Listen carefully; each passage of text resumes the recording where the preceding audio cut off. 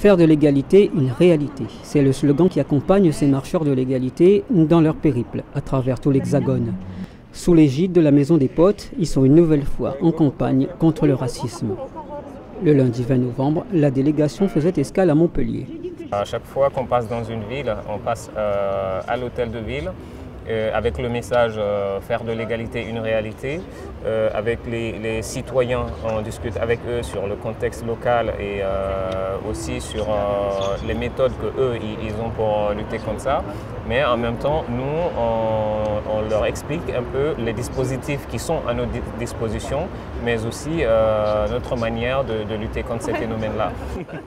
Face à la montée du racisme et des discriminations, les marcheurs tentent de sensibiliser les citoyens et les pouvoirs publics autour de revendications. Parfois les discriminations elles se font sur le lieu où tu habites. Par exemple, si tu viens d'un quartier un peu populaire, un peu chaud, par exemple, moi je viens du 93, moi j'ai postulé à 1000 offres d'emploi, j'ai eu que 2. Mes enfants, on leur demande à chaque fois quelle religion ils sont, c'est quoi ta race carrément. Donc voilà, je ne trouve pas ça normal qu'en 2007, on pose encore ces questions-là à certains enfants. Notre stratégie, c'est qu'il faut travailler sur la formation, il faut travailler sur la sensibilisation, mais également il faut travailler sur la condamnation des acteurs qui sont coupables de discrimination. Donc, ce qui fait que dans nos revendications, on a aussi une autre qui porte sur la peine d'inéligibilité pour les élus qui seront capables de discrimination, qui seront coupables de discrimination. Aujourd'hui en France, les banlieues sont les plus exposées au racisme. Quand on est parti rencontrer dans les banlieues les jeunes, ils nous disent qu'eux, ils ne sentent pas l'utilité des acteurs politiques parce que c'est comme si eux, ils ne sont pas concernés. C'est comme si les acteurs politiques ne s'intéressent pas à eux. Et ce qui fait qu'il y a rupture entre le citoyen et le gouvernant.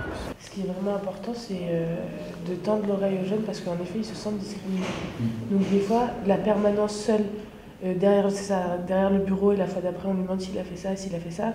En fait, il est un peu découragé parce qu'il dit « mais j'ai tout fait comme tu as dit et finalement, ça prend toujours pas, donc c'est quoi le problème, etc. » Pour lutter contre les discriminations, la Maison des Potes a mis en place plusieurs dispositifs et réclame par exemple la reconnaissance des testings ou les CV anonymes ou encore l'expérimentation de l'opération SOS Stage.